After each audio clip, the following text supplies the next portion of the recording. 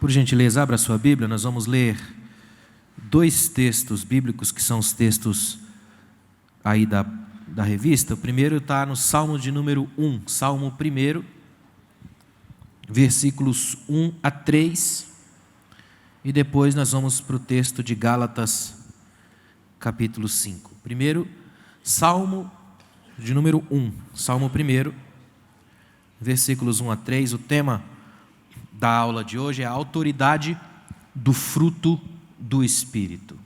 A autoridade do fruto do Espírito. É uma aula que eu acredito fundamental para nós como igreja. Os irmãos sabem que o último livro que eu lancei é exatamente sobre esse tema. O fruto do Espírito, que é um tema que eu venho estudando há muito tempo. E uma coisa que eu acho bem estranha no Brasil é que nós temos esse tema, fruto do Espírito, que é um tema tão profundo, essencial à sobrevivência da igreja, e é um tema que a igreja brasileira quase não fala. É estranho isso. Se você for numa livraria hoje, vai ser muito difícil encontrar um livro específico sobre isso. É muito esquisito que um tema fundamental da fé cristã seja tão negligenciado.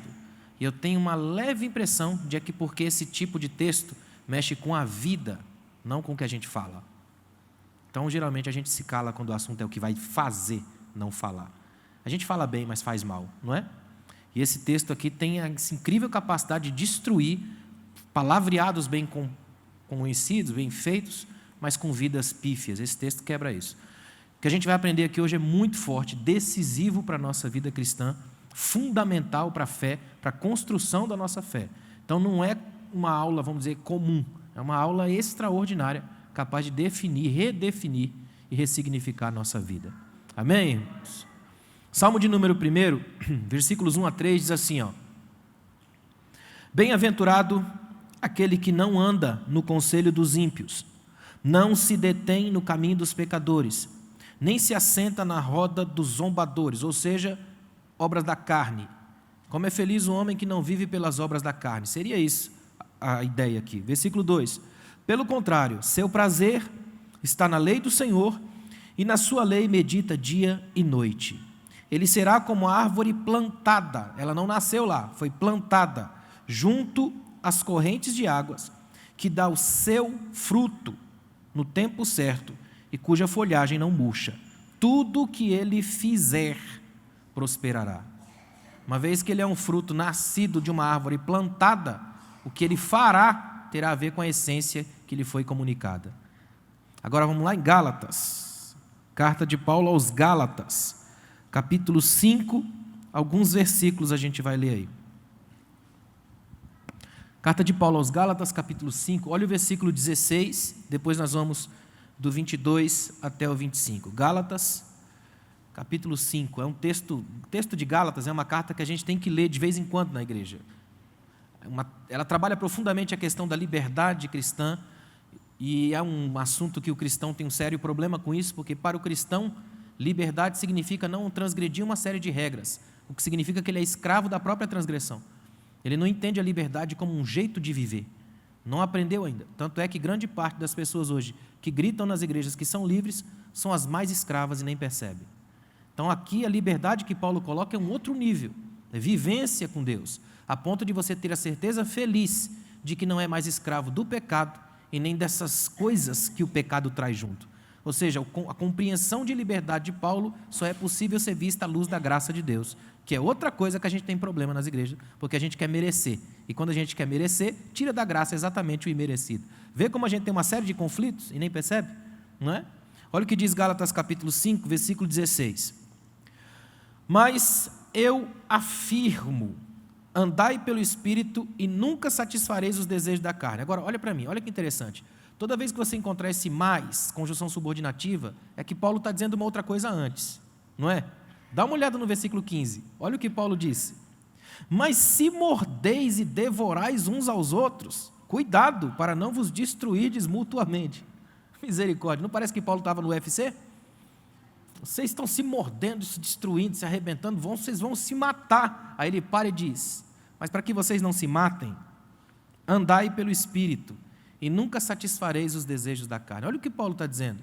Se tirar a graça, se tirar de nós o fruto do Espírito, a gente vira uma arena, não uma igreja. A gente vira um lugar de morte, não de vida. A gente vira um lugar de competições tolas e imbecilizadas, não igreja. A gente vira um lugar de envenenamentos, mordeduras, de afastamento, não de ajuntamento. É por isso que Paulo começa a desenvolver um raciocínio tremendo, dizendo que sem o Espírito a gente se mata, a gente se mutila, a gente se violenta, a gente se arrebenta. Aí ele vai dizendo, é preciso andar no Espírito, viver no Espírito, e vai desenvolvendo esse raciocínio. Aí ele chega lá no versículo 19 e começa a falar das obras da carne, faz uma lista terrível de obras da carne, e logo a primeira palavra que ele põe nas obras da carne é prostituição, que no original grego é porneia, de onde vem pornê, pornografia. A pornê era a prostituta, a porneia, o sexo forçado, a pornografia, a escrita do sexo forçado. Aí Paulo vem com uma série de obras da carne monstruosas. E aí ele dá aquela respirada e fala o versículo 22, olha aí. Mas o fruto do Espírito é amor, alegria, paz, paciência, benignidade, bondade, fidelidade, amabilidade e domínio próprio. Contra essas coisas não existe lei. Olha o que Paulo está dizendo. A verdadeira liberdade é produto direto do fruto do Espírito em nós. Como é revolucionário isso? Paulo está dizendo algo numa época que a própria imagem da escravidão era comum. E ele está deixando claro que um homem e uma mulher regidos pelo princípio do Espírito Santo em si, gerando nela fruto, gera nela liberdade para viver. E contra essas coisas não existe lei. O que Paulo está dizendo é que essas leis, ainda que elas existam e se importem para o mundo, para o cristão elas não fazem a menor diferença, porque para o cristão não há desejo em burlar regras, quebrar etiquetas, destruir ninguém. O cristão vive bem, e porque vive bem à luz do Espírito, essas leis não servem para ele. Para ele a única lei que impere é a lei da graça, é a lei do amor. Por isso que Santo Agostinho escreveu, torna-me teu escravo, Senhor, porque só então serei livre. Essa é a ideia. Olha o que diz os versículos 24 e 25. Os que são de Cristo Jesus crucificaram a carne juntamente com as suas paixões e desejos. Agora, olha que interessante. Crucificar a carne, quando Paulo fala essa ideia aqui, crucifiquem, imediatamente os Gálatas entenderam a imagem.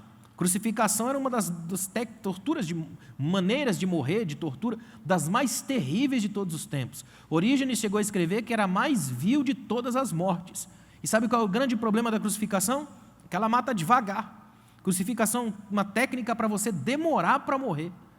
Ou seja, a ideia de Paulo é que eu tenho que pegar a minha carne com as suas obras e tudo que ele tão bem desenhou, e carne aqui não é corpo, corpo no grego é soma, carne é sarx, é um inimigo de dentro, essa coisa inconsciente que mora aqui dentro, esses impulsos, essas paixões, pulsões e instintos. Paulo manda eu pegar isso e crucificar. Olha a lógica de Paulo. Eu tenho que pegar tudo isso aqui e colocar na cruz, porque ela vai demorar o dia inteiro para morrer, morre devagar. Só que quanto mais ela está lá, menos ela está aqui. Então vai sobrar aqui todo o espaço para o fruto do Espírito ser gerado, porque a carne está crucificada e o que está ressurgindo aqui é novo corpo, baseado em Cristo com uma nova forma de viver. Amém? Aí você entende o 25, olha o 25.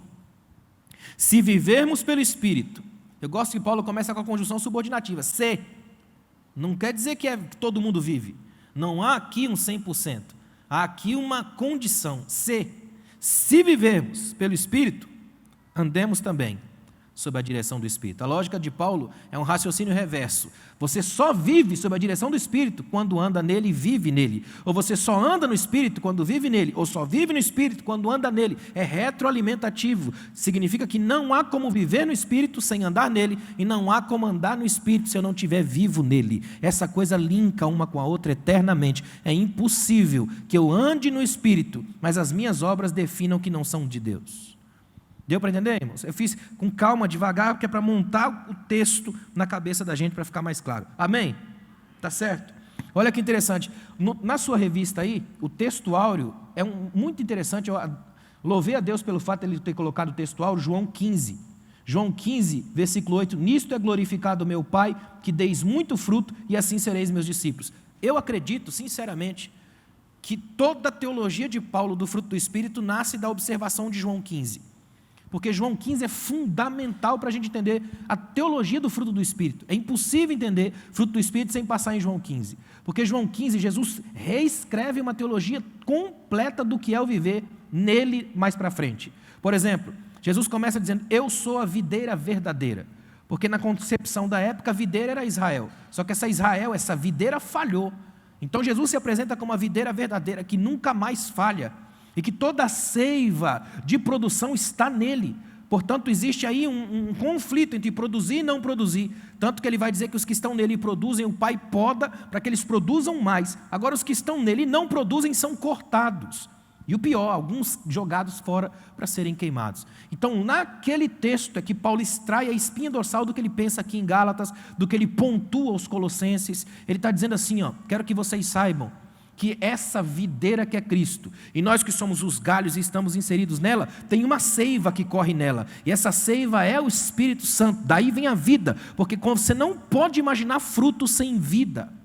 Eu poderia encher esse púlpito aqui, daqueles frutos de plástico, não poderia? Encher daquelas uvinhas de plástico, abacaxi de plástico, abacate de plástico, eles são lindos, extraordinários, têm textura e tudo, mas não há vida, porque frutos de plástico só encantam os olhos, mas não alimentam a alma de ninguém. Agostinho dizia que lamber o pão pintado na parede nunca matou a fome. Nós estamos aqui hoje para lembrar uma coisa fantástica. Só existe fruto em nós se a vida do Espírito ainda estiver aqui dentro. Sem a vida do Espírito ninguém frutifica. Sem a vida do Espírito a gente faz de conta, mas não a verdade. Sem a vida do Espírito você pode até produzir um fruto extremamente bonito, mas que não é de Cristo, então não subsiste. O texto diz, eu espero que vocês deem frutos, e frutos que permaneçam. Essa é a ideia que a gente precisa ter. Amém, irmãos? A autoridade espiritual vem por meio de um testemunho cristão digno. Uma coisa que me chama a atenção quando o assunto é fruto do Espírito, e é tão difícil a gente falar disso nas igrejas, é que em qualquer instância que você imaginar o fruto do Espírito, imagine isso como vida, tem a ver com vida. Se alguém te perguntar um dia, o que é o fruto do Espírito, numa frase, é o caráter de Cristo revelado em nós. Significa que viver à luz do fruto do Espírito é viver à luz de Cristo, de modo que as pessoas parem para entender por que nós vivemos diferente. Agora eu vou explicar isso com um outro modo de ser. Você está num ponto de ônibus, 6 horas da tarde, em pleno domingo, de terno e gravata, com uma Bíblia de 2 metros na mão, escrito bem grande, Bíblia Sagrada, e alguém chegar e dizer assim, você é crente, né? Não é bênção. É a constatação óbvia de um fato, isso não é testemunho. É ou não é? Ainda tem gente que dá testemunho, fui desconhecido na igreja, na rua. Agora, quando você está no emprego, lá no seu trabalho, com uniforme de trabalho, totalmente equipado, sem dizer uma única palavra cristã, e uma pessoa encostar em você e perguntar, o que você tem de diferente? Aí é fruto do Espírito. Porque aí não tem a ver com a capa, com o rótulo, não tem a ver com o evangeliquez, tem a ver com a essência, com a experiência, com o fundamento, tem a ver com a seiva, tem a ver com a vida. Só produz o fruto do Espírito quem tem vida. Agora, é impossível ter vida no Espírito sem ser pela palavra. E é aqui que muita gente perde. Por isso que se cala tanto sobre o fruto do Espírito, porque não dá para conhecer o fruto do Espírito fora da palavra, não dá para ter vida no Espírito fora da palavra, porque a palavra é o meio da revelação máxima do Espírito Santo. Não há vida no Espírito fora da palavra. É por isso que a gente consegue ter igreja grande, mas sem palavra, igreja cheia de gente vazia, muita gente fazendo, mas sem ser. E isso é um problema grave, porque na igreja ninguém é chamado para ter, mas para ser, não é para parecer, mas para viver em essência. Máscaras caem toda vez que o Espírito verdadeiro brota da palavra verdadeira e dá frutos verdadeiros. Essa é a verdade fundamental da fé. Por isso que nós temos tanta gente enganada nas igrejas. Porque é fácil manipular recortando textos. A teologia do Ctrl+V, Ctrl+C. Eu corto um pouquinho aqui, acerto outro pouquinho ali, ajeito, puxo, enrolo, faço um pacote sagrado, carimbo com Cristo e mando para você. Você leva para casa feliz achando que é bênção. Só que não é. Eu vou ainda mais longe. Malaquias, que é um texto bíblico que a igreja só lê para lembrar de dízimo e oferta, e esquece do capítulo 2, que é terrível. Capítulo 2 diz, eu digo a vós falsos profetas, eu amaldiçoarei as vossas bênçãos. Já parou para pensar nisso? Significa que se um falso profeta falar para você, você vai prosperar, você vai falir, irmão, porque Deus amaldiçoa a bênção dele. A gente não lembra disso. Sabe por quê? Porque quando o fruto do Espírito se manifesta, a primeira coisa que ele faz é nos levar de volta para a palavra, para que a palavra julgue tudo o que está acontecendo, não as coisas julgando a palavra. Eu não posso julgar um movimento na igreja para dizer que ele está abençoado, estabelecido porque foi um sucesso. Não. O único modo pelo qual a gente julga alguma coisa na igreja é a sua palavra. E é aqui que está a origem, a autoridade, a bênção, a vida, tudo vem daqui. Fuja da palavra e você vai ser um sucesso sem Deus. E todo sucesso sem Deus gera morte. Mas fique na palavra. Embora tenha 3 pessoas, mas onde tiver 2 ou 3 reunidos no nome dEle, Ele estará presente. Ali é o céu. Ali é o lugar onde se manifesta a vida. A autoridade do Espírito Santo, do fruto do Espírito, vem da vida. E a vida é que está o grande problema de hoje. Sabe por quê? Você já percebeu que hoje a gente tem todo uma certa suspeita até de se envolver com as pessoas, de conversar com elas. A gente leva um certo tempo a mais para ver se vai que, né? Aquela coisa de, fulano se aproximou e começou a conversar, mas não sei, fico sempre com o pé atrás. A gente está vivendo numa geração e numa era da história de tanta crise, tanta suspeita, que é difícil se envolver com as pessoas. Aí você vai ver que Jesus se envolve com um grupo de gente que não era diferente da gente.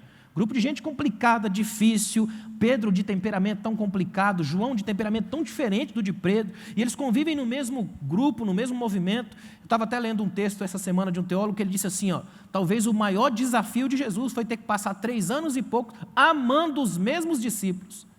Porque já percebeu que a gente, quando começa a amar uma pessoa, depois dos 3 anos, dá uma certa dificuldade, né? Algumas pessoas a gente só ama até o primeiro tempo. É interessante que Jesus continua, tanto que em João capítulo 13, que é a última ceia, o texto bíblico abre assim, Jesus amando os seus, amou-os até o fim. Isso é um grande desafio, continuar amando gente que a gente já conhece, com os seus defeitos. Esse é o desafio da convivência da igreja, você continuar amando gente que você já conhece, que sabe que dá problema, que dá defeito, e o melhor de tudo, sem cair na tentação de transformá-la do seu modo. Quanta gente na igreja sofre da síndrome do Criador? Todo mundo aqui tem que ser a minha imagem e semelhança. Isso é um perigo, irmão. O tremendo da igreja é saber que Deus ama você exatamente como você é, com toda a paranoia, piração, problema, crise que você tiver. Se Ele te escolheu, quem sou eu para não te aceitar? A lógica do filho pródigo: chame e tenha coragem de chamar de irmão aquele que Deus chamar de filho. Esse é que é difícil, né?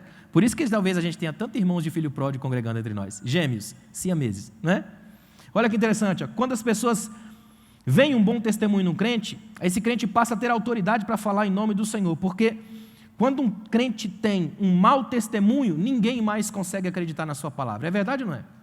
O mau testemunho joga por terra anos e anos de construção de palavra. Isso é muito perigoso. É por isso que é tão perigoso quando uma igreja, do ponto de vista da sociedade, dá um testemunho público ruim. Ou seja, ela se envolve, por exemplo, com um político corrupto. O testemunho dela perante a sociedade fica manchado. E é difícil demais que esse testemunho se sustente. Por exemplo, Soren Kierkegaard, um teólogo dinamarquês, conta uma parábola que eu acho tremenda. Ele conta que um dia um circo se acampou na cidade. No dia da inauguração do circo, de repente alguém grita assim, fogo, curto-circuito, começou um fogo lá, um incêndio, e o palhaço estava ali se arrumando para a estreia da noite, que ia ser naquele dia. Ele desesperado para buscar ajuda, ele nem percebeu que já estava caracterizado como palhaço, já estava todo maquiado. Então ele vai para a praça central da cidade, desesperado, começa a gritar, socorro, ajudem, o circo está pegando fogo. E quanto mais ele grita, mais as pessoas aplaudem. Você acreditaria no palhaço?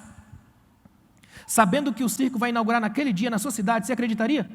E os pais chamam as crianças e falam, olha que cara genial, ele tem uma tacada de marketing fantástica, vai bombar hoje, ele está fazendo algo fantástico. Quanto mais ele grita, mais o povo ri e aplaude.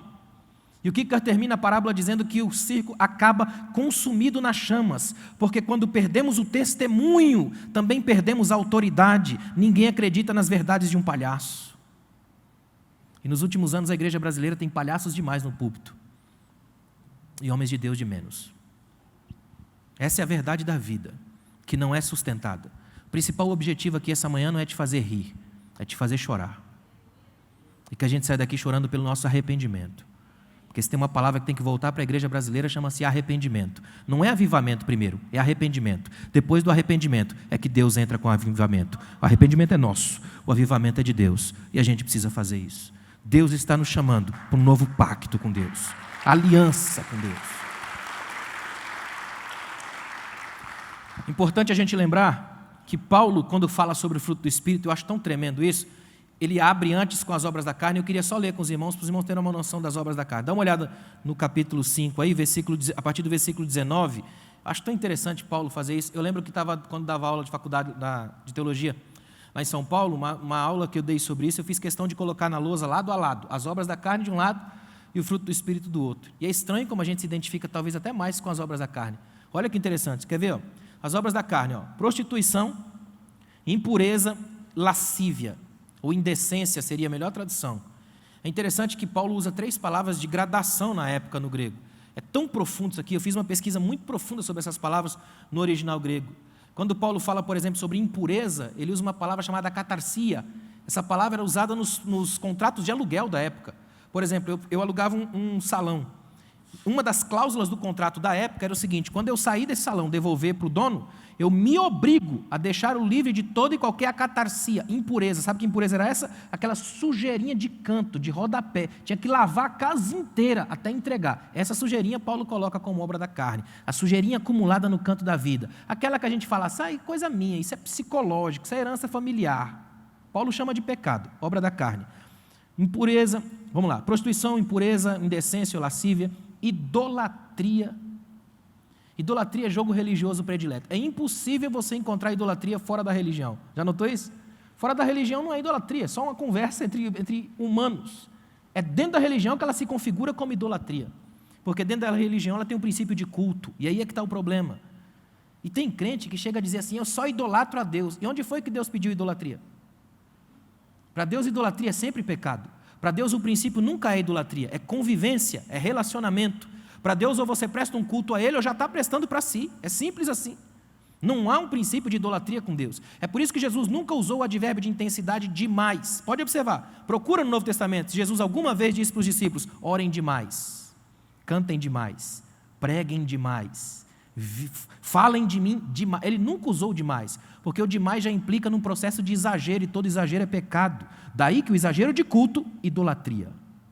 E isso é um perigo muito grande, porque toda vez que você entra na configuração do mito, da mitologia, da idolatria, você perde o contato com a verdade, e perdendo o chão da verdade, você perde a graça, porque Deus só se manifesta pela verdade, porque a verdade é a definição básica do seu caráter.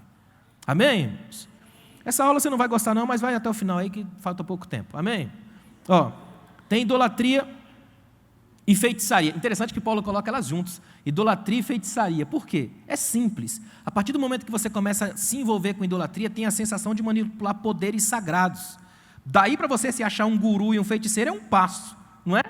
Se você é o centro desse culto, se você domina o coração do povo, se o povo te acha o Messias, o cara, o vice-deus, JJ, Jeová Júnior, você vai envolver logo com alguma manifestação desse nível. Você vai envolver uma varinha sagrada, alguma coisa técnica nesse nível. É muito fácil linkar uma coisa com a outra. Idolatria, feitiçaria. Aí ele vem com inimizades. Inimizades aqui tem a ver com a palavra que a gente conhece muito bem no folclore brasileiro, fofocas. Já ouviu falar? Está aí, ó, na lista das obras da carne. Fala para mim se não é mais fácil achar obras da carne da igreja do que fruto do Espírito. Porque você conhece alguma igreja na face da terra que não tem inimizade?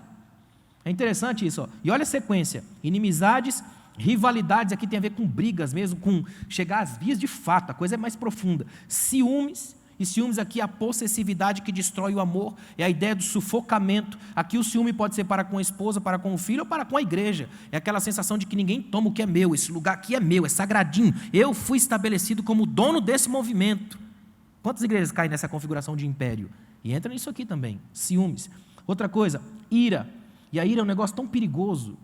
Você tem uma noção, na Itália, no século XVII, teve um pintor que retratou como seria a ira. Ele colocou um demônio, uma espécie de monstro, com o cabelo todo bagunçado, os olhos com chispa de fogo, dente pontiagudo, e ele tem uma boneca na mão cuja cabeça ele arrancou. E ele coloca assim, esse é o olhar da ira. E ele diz uma frase terrível. Ele diz que a ira é um sentimento tão ruim que até mesmo as crianças pequenas fogem dos pais quando a ira está estampada no rosto deles. Não é verdade? Mesmo a mãe, que é o máximo do afeto, quando ela se ira, seu filho foge dela. Os antigos diziam que a ira é como o vento que vem para apagar a chama da mente. Então, quando apaga a chama da mente, além de escurecer, também deixa fria. E quando você fica frio, entra a vingança, que é um prato que você só come frio. Olha que tremendo. Ambição egoísta, discórdias, partidarismo, lembra aí? Lava Jato, essas coisas todas, né? Inveja, bebedeiras, orgias. E o problema, gente, olha que coisa terrível. Paulo botou uma reticência monstruosa aí. E coisas semelhantes a... Quanta coisa cabe aí? Imagina que isso aí é um catálogo do mal. Tem muita coisa que entra aí. Aí Paulo, quando define o fruto do Espírito, não deixa aberto, deixa fechadinho, acertado, um fruto com 9 características. É Paulo deixando bem claro para nós que mesmo que as obras da carne sejam diversas, múltiplas e cada vez maiores, não conseguem apagar esse fruto, porque ele é definido, ele sabe de quem veio, para quem volta, o que opera e o que faz. Ou seja, mesmo que o fruto seja, do ponto de vista da extensão, menor, na sua capacidade é infinitamente maior, porque ele vem do Senhor, que é maior o que está em nós do que o que está no mundo. Olha que tremendo que é isso. Então, algumas coisas para a gente pensar à luz da revista aí, ó. As características do fruto, ele tem origem espiritual. Por isso que Paulo usa essa expressão, ele usa 2 expressões, na verdade, no versículo 16 e 18 de Gálatas 5. Ele fala sobre andar no Espírito e ser guiado pelo Espírito, porque ambos retratam um comportamento esperado por Deus daqueles que se chamam cristãos. Andar no Espírito e ser guiado por Ele. Por quê? Porque não basta andar por andar. É preciso saber para onde vai, a direção certa. E aí que está a grande questão. A gente vive numa geração que até gosta de andar, se locomover, movimentar, mas será que está indo para a direção certa? Saber para onde vai. Eu fiquei sabendo de um amigo meu que foi fazer um casamento numa igreja, agora, século 21, e quando ele está na hora de abençoar os noivos lá, falando, ele falou assim, ó, para os noivos na frente: o homem é o cabeça do lar. E a noiva na mesma hora disse: mas eu sou o pescoço, vira a cabeça para onde eu quiser. E ele falou: irmã, desculpa, mas não é o pescoço que vira a cabeça. O pescoço é só músculo e músculo não pensa. É o cérebro que está na cabeça que ainda dá a direção para onde ir. Essa é a questão. Não basta saber andar, é preciso saber para onde vai, qual é a direção. É por isso que, do ponto de vista de Jesus, o fato de andar é andar com Ele. Ele diz assim, ó: se alguém quiser vir após mim, implica que ele vai na frente. Se ele vai na frente é porque sabe a direção, o que significa que nós, andando com Ele, precisamos manter o foco nele. E é aí que entra o Espírito, porque o Espírito nos guia para Ele, para estar nele e andar com Ele. Essa é a diferença. Andar com Jesus é o único meio certo de andar direito, de andar para aquilo que é verdadeiro, digno e honesto. Outra coisa, ele colocou na revista aí, é muito interessante, a frutificação em meio a lutas interiores. Ou seja, é a dinâmica travada bem no meio da interioridade. O que é isso aí? Ó? Lutas interiores. Você só vai entender isso se você colocar o tempo todo junto, obra da carne e fruto do Espírito. Paulo colocou uma distinção perfeita: obras versus fruto. Primeiro, obra é uma coisa que a gente faz. Fruto, ninguém faz, nasce. Portanto, obra, e no plural, obras, eu faço, um monte. Só que fruto, e no singular, só um, só nasce, porque o Espírito está em mim. Portanto, ninguém aqui pode dizer, eu faço fruto. Não tem como. Se existe fruto de Cristo em você, aliás, é um ótimo sinal, é sinal de que você está vivo, e que essa vida que você tem, pode dizer como Paulo: já não vivo mais eu, mas Cristo vive em mim. A vida dele em mim gera o caráter dele em mim, pelo fruto do Espírito dele em mim. Ao ponto que as obras da carne nada mais são do que forças do meu hábito, do meu modo de me comportar. Por isso que é tão importante a gente entender que esse fruto vem dessas lutas interiores, que nenhum de nós aqui está livre desse conflito. Eu acho tremendo Paulo em Romanos 7, é um dos textos que eu mais gosto de Paulo, porque Paulo assim vai violentamente no conflito da alma. Ele diz assim, ó: acho então essa lei que opera dentro de mim, princípio de moradia, que quando eu quero fazer o bem não consigo, e o mal que eu não quero eu vou lá e faço. Miserável homem que sou. Ele bate pesadamente de que existe nele essa dinâmica conflituosa entre o que é mal e o que é bom. E a gente não consegue, humanamente falando, porque somos marcados pelo pecado, agir para aquilo que é bom. E mesmo quando age com segundas intenções, age tentando se afirmar na própria moralidade, o que já é pecaminoso em si. Então o fato do homem agir para algum tipo de bem com as pessoas, para a glória de Deus, é simplesmente porque o Espírito ainda age nele, através do fruto gerado no nosso coração. Um dos maiores teólogos que nós tivemos recentemente, morreu recente agora, Harry C. Sproul, ele disse assim, ó: se você olhar em algumas pessoas fora da igreja, você vai encontrar gente com muito mais, entre aspas, bondade, alegria e paz do que os crentes até. Aí ele vai dizer assim: só que isso não é o fruto do Espírito, por uma razão muito simples. porque esse fruto deles tem limite. Acaba quando a paciência termina. O nosso não, porque a própria paciência nossa já é reflexo do fruto do Espírito. Então ele continua até quando a paciência termina, porque para nós, o que move em nós não é receber o aplauso do mundo porque fez algo bom, é sair de cena para que toda a glória seja daquele que é a seiva e que está gerando dentro de nós o fruto profundo. Então, Paulo expõe um fruto e não frutos. Não são frutos, é o fruto. Geralmente se convenciona imaginar a ideia da mexerica, né? Um fruto com vários gomos. Pode pensar nisso, é mais ou menos isso. Um fruto com várias perspectivas, várias características. Interessante que a diferença que você encontra original entre o fruto do Espírito e os dons é bem simples. O mesmo Espírito trabalha diferentes dons a diferentes membros do corpo, mas ele trabalha o mesmo fruto em todos. Essa é a grande diferença. Alguns dons trabalhados em gente diferente, potenciais do Espírito trabalhado em nós, mas o fruto é o mesmo, trabalhado em todos, o que é tremendo, que significa que está todo mundo nivelado pela mesma graça recebida aqui hoje, que é o mesmo fruto gerado em nós, pela mesma seiva, da mesma origem divina e com o mesmo objetivo, nos fazer andar e viver como Cristo. Até porque, deixa eu te lembrar de uma coisa, é impossível você ter um fruto e não ter o resto, por isso que é o fruto e não frutos. Se fossem frutos, você poderia ter tipo amor, alegria e paz e não ter um pingo de paciência. Aqui não dá. É o fruto. Ou você tem amor, alegria e paz e joga a paciência no meio, ou não vai ter como ter nenhum dos outros. Deu para entender? É simples assim. Agora olha que interessante. Ele colocou alguns requisitos na revista aí para frutificação. E colocou pelo menos alguns deles. Decisão pela vida santa. Numa palavra só, isso aí é santificação. E santificação não é uma coisa assim que acontece a qualquer um crente de qualquer momento.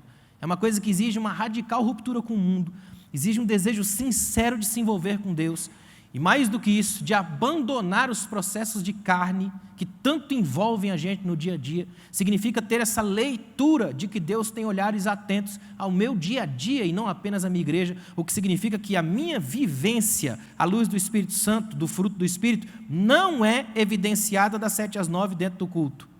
A grande evidência de que o fruto do Espírito está agindo em mim é o meu comportamento com os meus funcionários, é o meu comportamento com gente que passa perto de mim, é como eu trato o frentista do posto de gasolina. Não é aqui dentro, porque aqui dentro todo mundo tem o mesmo fruto, e ele já se mostra.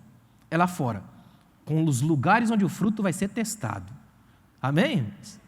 Ou seja, quem pede paciência para Deus, por exemplo, está pedindo tribulação, não é? Que é o subproduto dela, e ela vai ser testada violentamente aí.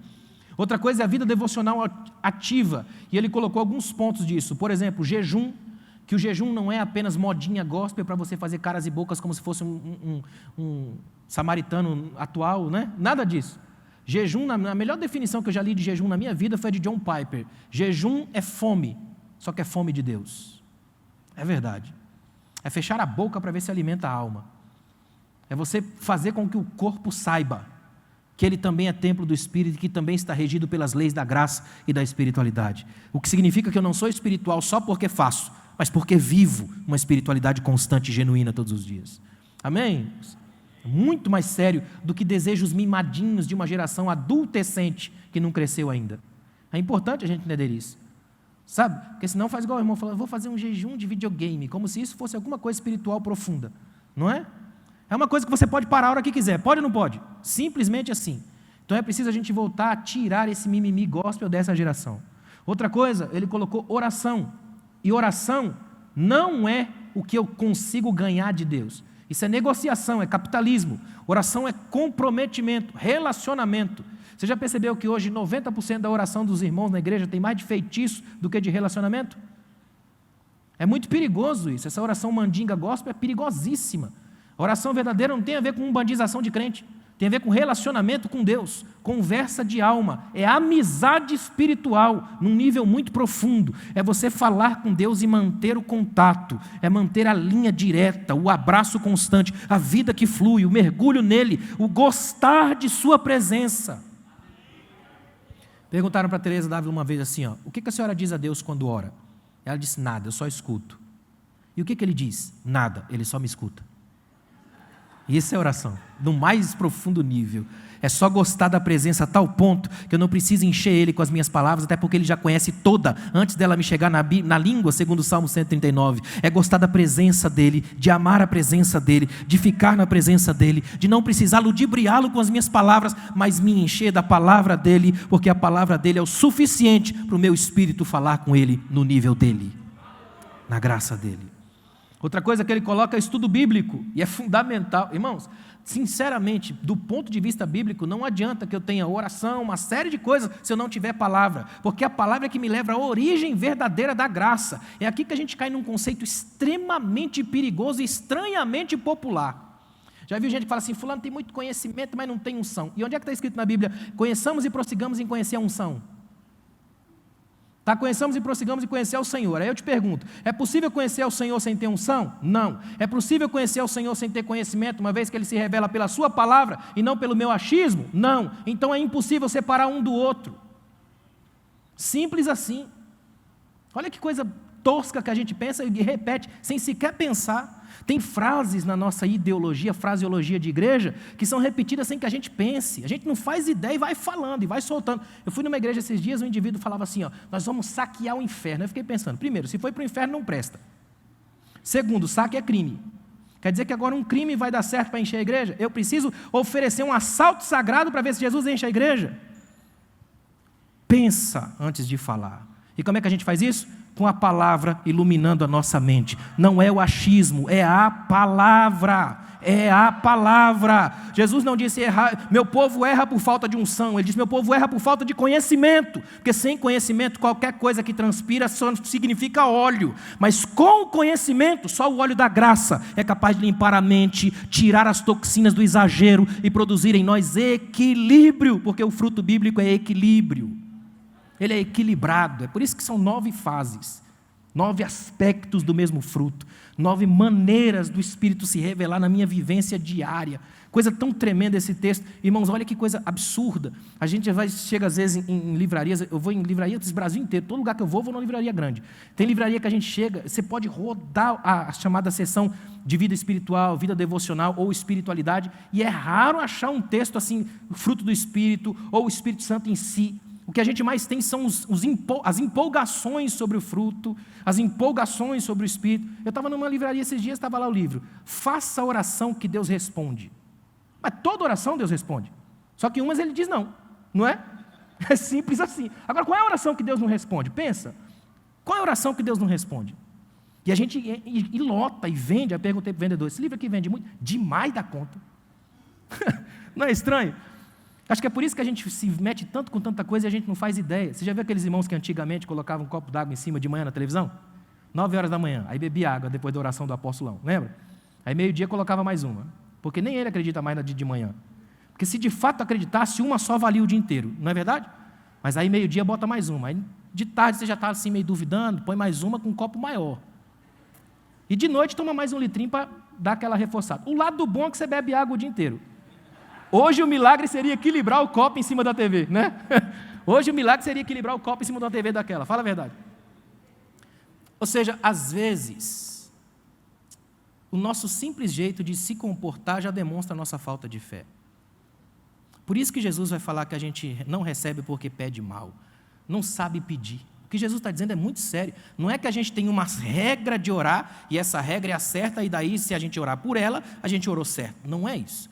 O que Jesus está dizendo é a intenção desse coração, de chegar até Ele não para manipular poderes sagrados, não para tentar mostrar para Ele que eu estou aqui porque eu oro muito, e porque eu oro muito, portanto eu oro mais do que você que não ora nem perto de mim, isso já me coloca num pedestal muito maior do que você, de modo que eu tenho lá em casa o troféu da humildade. Isso vai gerando monstros da convivência. É por isso que Paulo no versículo 15 diz, vocês estão se mordendo uns aos outros. Às vezes não é nem de vontade de matar, é de raiva mesmo. Já percebeu que um dos impulsos da raiva é morder? Não é? Olha que interessante, ó. Estudo bíblico, ele colocou algumas palavras que eu acho fundamentais. Meditar, analisar, comparar, corrigir, reler e fixar os pontos importantes. E por último, eu achei interessante essa dinâmica dele, a obediência aos apelos do Espírito. Por que por último? A gente pensa, tem que ser primeiro. Só que ninguém consegue obedecer o Espírito Santo sem ser pelas regras da sua palavra. É por isso que eu insisto em dizer que tem que ser pela palavra.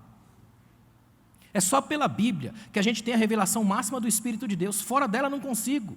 Eu posso criar discursos aqui, tremendos, mas sem a palavra os discursos não têm vida. Ou seja, eu posso vir aqui hoje fazer uma explanação extraordinária, teológica, filosófica, até psicológica sobre o Espírito Santo. Seria fantástico do ponto de vista do conhecimento, você ganharia muito, mas você vai para casa e dura pouco tempo. Isso não muda de fato a vida. Agora, quando a gente vem aqui pela palavra, à luz do Espírito Santo, bastaria que eu lesse só o texto e sentasse. Isso já mudava a história da sua vida, porque o poder não está em mim, está na palavra. Ela mescla unção e conhecimento, ela mescla sabedoria para a vida. Só a palavra faz isso. Por isso que é tão difícil hoje a gente ter esse reflexo profundo da palavra na vida diária. E o fruto do Espírito quebra exatamente a tentação de manter a coisa aqui dentro. Aí, na sua revista aí, ele fez um pequeno resumo do que seria o fruto do Espírito, cada uma das características aí, a partir do 4. Aí, dá uma olhada aí, ó. E ele está usando aí, você vai ver que está amor, entre parênteses tem ARA, que é a abreviação de Almeida Revista e Atualizada. Uma das principais e talvez uma das mais lidas hoje aí das versões de Bíblia. Eu tenho na minha casa diversas e diversas versões e o texto original do grego que eu tenho lá de uma versão de um códice. E olhando para esse texto aqui, algumas das palavras que eu coloquei, inclusive no meu livro, quando você vai ver o que Paulo faz, porque pensa comigo aqui, ó. Paulo, quando escreve, ele gasta tempo. O modo de escrever na época não era como hoje, muito rápido, muito fácil, com acesso a iPhones da vida e computador. Dava trabalho, levava um tempo imenso para pesquisar, para trabalhar. E Paulo tinha uma capacidade intelectual fantástica, genialidade, e ainda mais potencializada pelo Espírito, a gente conseguiu literalmente as melhores palavras no texto original. Amém? Paulo começa com amor, e a primeira expressão que ele usa para amor aqui no original que Paulo vai usar, é simplesmente ágape. Amor excelso, sublime, um amor que não tem precedentes, um amor fora do comum, um amor que a gente olhando assim friamente pode dizer assim, ó, isso aí é impossível para nós. E eu digo, se fosse pela carne seria, mas como ele é fruto do Espírito, é possível. É um amor que vai além de tudo. Eu coloquei aqui, ó, amor aqui, para você ter uma noção, é o sentido, a Bíblia traduziu, até a revista colocou como caridade, que é uma tradução do caritas do latim, que até pode, mas esse amor é muito mais do que a caridade. Do ponto de vista de Paulo, ágape tem a ver com um amor que é sacrificial. A mesma palavra é a palavra que é usada para Jesus em relação à igreja e é usada para o marido em relação à mulher. É interessante isso. Quando Paulo vai colocar lá os Efésios, falando do casamento em relação à igreja, ele diz assim, ó, vós maridos, amai as vossas esposas como Cristo amou a igreja e se entregou por ela. Esse "e se entregou por ela" já é a explicação do termo ágape. No original grego nem precisava colocar essa frase, bastava ter colocado ágape, porque todo mundo já sabia que se o marido amasse a esposa com ágape, ele estaria olhando para ela do jeito que Cristo olhou para a igreja, seria capaz de morrer por ela. Essa é a ideia do amor. Um amor genuíno, acima de qualquer coisa, acima das turbulências, dos problemas e das crises, porque é um amor que não se afirma no retorno. Como é que Jesus fez isso? Em João 13, quando ele vai dizer assim, ó, nisto conhecereis o amor, que vocês se amem, e o mundo saberá que vocês são meus discípulos. Aí ele para e diz assim, ó, como eu vos amei, assim amai-vos. E ele chama isso de novo mandamento. Novo mandamento vos dou, como eu vos amei, assim amai-vos. Ou seja, Jesus está dizendo assim, ó, eu sei que o amor do Pai já é suficiente para eu viver. Todo o amor que eu preciso para viver já vem do Pai, de modo que eu estou livre para te amar com tudo que eu puder, porque eu não preciso do seu retorno para continuar te amando. O amor do Pai já é suficiente. Eu posso te amar do jeito que eu puder, e mesmo que você não me ame, eu continuo te amando, porque o seu amor não é retorno para mim. O amor do Pai já é suficiente. É esse amor derramado em nós, através do fruto do Espírito. É um amor extraordinário. Esse amor é capaz de quebrar sozinho metade das obras da carne ali, ó, não é? Depois ele vai para uma palavra que eu acho tremendo, alegria. E a palavra no original grego, cara, é uma palavra muito profunda, que é a raiz de carismata, dons, de carisma, esse carisma nosso, de caracteres, caráter. Olha que tremendo. Uma palavra extremamente profunda, alegria, satisfação, a plenitude dos sentimentos. No mundo grego, quando você abria uma carta, você abria com caris, a graça ou a alegria para o seu dia, e fechava do mesmo jeito. A ideia de ter um dia feliz, por exemplo, ou um dia bom. Até hoje, se você for na Grécia, você diz bom dia, kalimera, que é a mistura de kalé, bom, remera, dia, um dia bom, feliz e alegre. A satisfação plena. Essa alegria aqui, ó, olha que coisa tremenda. A Bíblia não usou felicidade. Felicidade é palavra nova, palavra do vocabulário de uns 3 ou 4 séculos para cá. Tanto que felicidade hoje é uma coisa que as pessoas se matam para conseguir. Alguns conseguem até parcelado no cartão em 30 vezes, não é? É a felicidade do crédito, a felicidade do passar, a felicidade do possuir. A Bíblia não trabalha com felicidade, mas trabalha abundantemente com alegria. É óleo de alegria, é presença de alegria, é o Espírito como alegria. Por quê? Porque para o cristão, a alegria não significa um momento, um tempo ou um processo. Significa uma pessoa, Cristo. E se essa pessoa está em mim, o fruto dele gera em mim essa alegria que eu preciso para viver. É tranquilidade no meio da vida. Outra palavra que é a sequência dela é paz, eirene, que é a tranquilidade que desafia o caos. Olha a ideia de Paulo. Paulo faz uma gradação, olha para mim para você entender. Paulo diz assim, todo cristão que tem o fruto do Espírito vai viver desse modo aqui. Tudo que ele fizer, ele faz com amor para o seu Deus. Executa alegre, porque Deus lhe deu a honra de fazer. E vai terminar em paz. Isso aqui é a relação dele com Deus. É a nossa relação com Deus. As 3 primeiras. Analise o fruto do Espírito por 3 tríades: amor, alegria e paz. Todo o seu relacionamento com Deus. Só que todo o seu relacionamento com Deus gera em você o amor, a alegria, a paz, mas te leva para o outro. Dá uma olhada na segunda sequência. Benignidade, que é uma espécie de benevolência, de cortesia. Christotes, no original grego. A cortesia. A amabilidade, aquela benignidade, aquele sentimento de ser bom, mas não porque eu posso, mas porque bom é Deus em mim. E a sua bondade em mim se revela em quem estiver perto de mim, quem chegar perto da sua graça. Por isso que benignidade linka diretamente com bondade. A palavra agatossune tem um desejo sincero e constante de fazer o bem, uma vida orientada para aquilo que é bom. Um escritor do primeiro século disse assim, que essa palavra aqui significa você recuar antes da ideia de provocar a dor em alguém. É aquele sentimento de dizer assim, se eu fizer isso, eu sei que eu vou decepcionar tanto essa pessoa, que eu paro antes da ideia de fazer. Daí vem o agatossune, a capacidade espiritual profunda de gerar em mim uma bondade sem que o outro saiba, porque não foi concretizado o ato. Eu parei antes. Ele nunca vai saber, mas Deus sabe, porque essa bondade está agindo em mim. Olha que coisa tremenda que é isso. E ele termina essa sequência, benignidade, bondade, com fidelidade. E olha que coisa incrível, com longanimidade, pulei longanimidade, né? Benignidade e bondade. Longanimidade é longo ânimo. Essa é a melhor expressão. Que expressão tremenda que é isso? Que se a gente fosse traduzir numa palavra da moda hoje, uma palavra mais normal, que eu traduzi no meu livro, é paciência. Interessante que paciência aqui, longo ânimo, que quando você pega a palavra grega macrotumia, macro, grande, aquilo que é grande, tumos ou tumia, o sentimento. Então, o sentimento alongado, a paciência é aquele sentimento que dá tempo, que respira antes de pausas, que respira antes de produzir alguma dor em alguém. O que é tremendo é que paciente é justamente o nome que te dão quando você chega no hospital, não é? Está aí o lugar que a gente tem que treinar a paciência, né? Já percebeu isso? Paciência, essa coisa de você suportar angústias, crises, turbulências, saber que o mundo não está sob o seu controle, tem que ter paciência para isso. É o aspecto teológico dela, de que não dá para a gente fazer beicinhos e caras e bocas sagradas, birrinhas gospel, para Deus funcionar, porque tem que ter paciência com os processos de Deus, porque Deus é lento, atua devagar, não é? Já percebeu que Deus, entre o erro de Adão e a solução em Cristo, arrastaram-se milênios? Ele poderia fazer uma coisa simples, alar Thanos e estalar os dedos. Ele não fez. Ele simplesmente foi andando com calma, devagar, trabalhando com as pessoas, envolvendo-se numa santa parceria. Coisa tremenda que é isso. É por isso que o fruto dele é gerado em nós, porque a santa parceria não acabou. Hebreus vai dizer que ele é o mesmo ontem, hoje e eternamente. Ainda está em nós.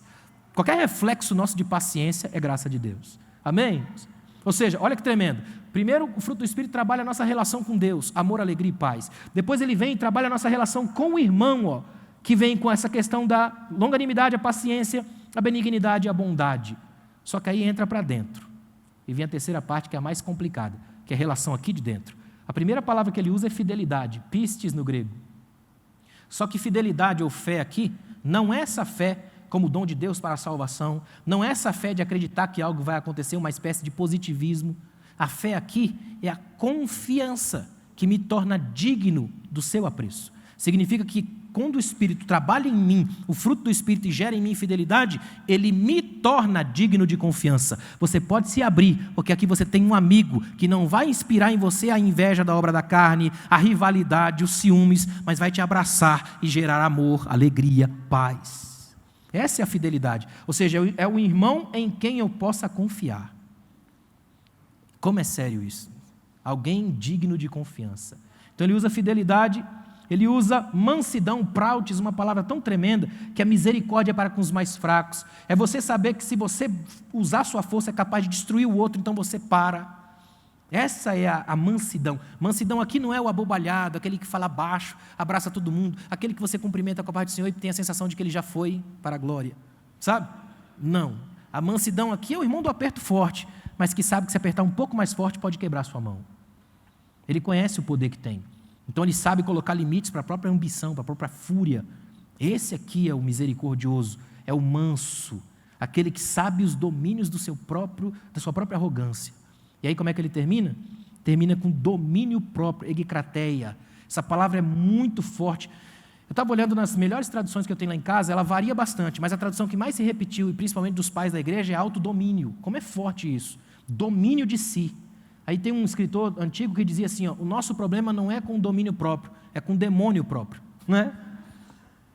Domínio próprio é o autodomínio, a capacidade de manter sob rédeas os impulsos da gente, as fúrias da gente, a capacidade que a gente tem às vezes de esganar a gente, de querer matar todo mundo. Essa coisa é perigosa. Autodomínio, isso vem pelo Espírito. Só que notem, lembra que eu falei que não dá para ter um sem ter todos?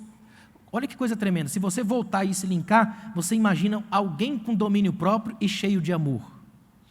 Imagina alguém com uma paciência dada pelo Espírito e também com domínio próprio. Imagine alguém que seja bom e que seja digno de confiança, com fidelidade.